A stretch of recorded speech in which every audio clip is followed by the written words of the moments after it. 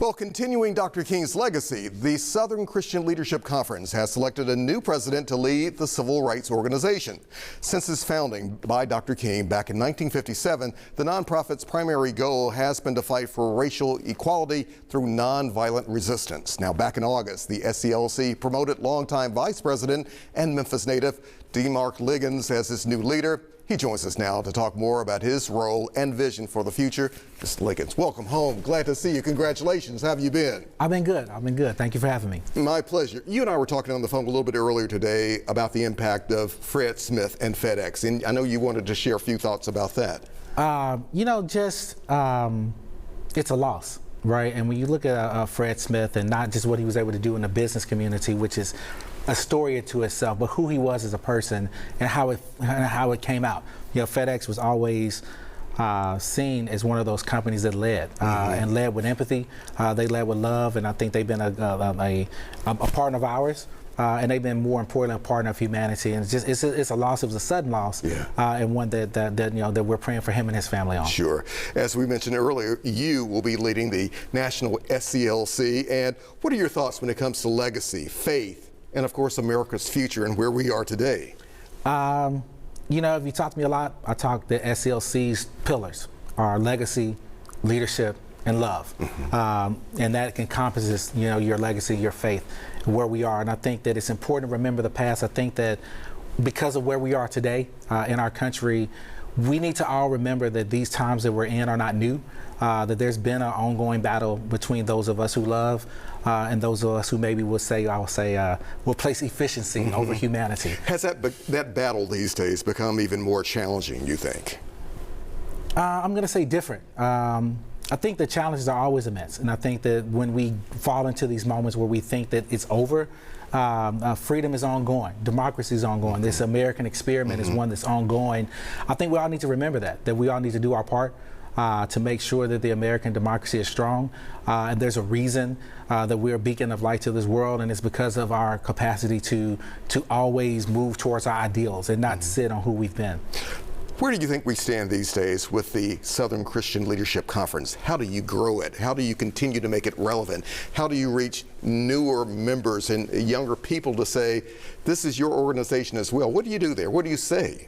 I think a lot of it is being intentional. You know, I think that we do two things. I think that we always need to remember the footsteps of people we're on. Obviously, you have your Dr. Kings that loom large, but do you have your Dr. Stills, right? Good friend of mine from Tuscaloosa, Alabama, my hometown. And a mentor of mine. And not just those national figures, but the people in our local areas. But remind the folks that are, say, my age, that just as those gentlemen and ladies stood up to be the change, that's what we need. That we need people who want to be the change and not complain about what's wrong. Because at the end of the day, you move forward by action. You don't move forward by complaining. I'm really big on stop complaining and start doing. We know over the years the SCLC has been involved in the Poor People's Campaign, issues like affordable housing and entrepreneurship for black business owners. What are some of the focal and main issues for you think, these days? And have they changed?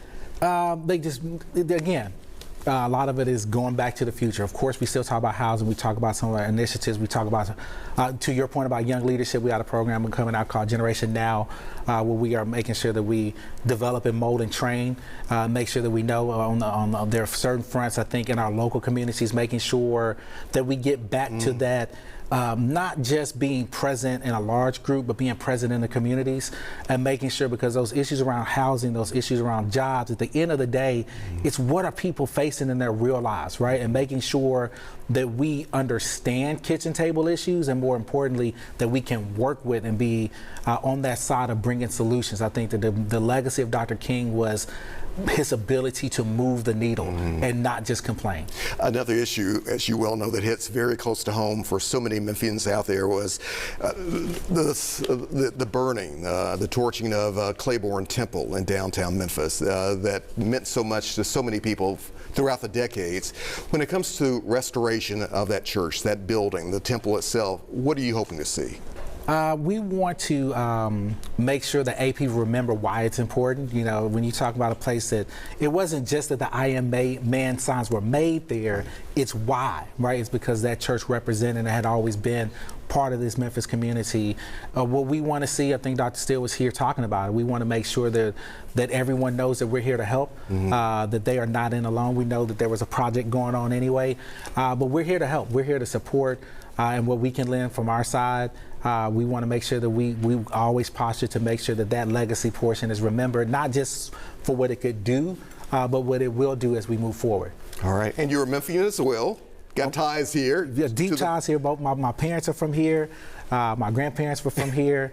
So Memphis is definitely, being a military brat growing up, Memphis was the only place that felt like home because it's home. And so glad to be here. My sisters went to Christian Brothers, so this is home for you. This is home. Mr. Liggins, congratulations. Glad to have you back home in Memphis, Tennessee. No, thank you for having me. I appreciate it. We'll do it again. Indeed. All right.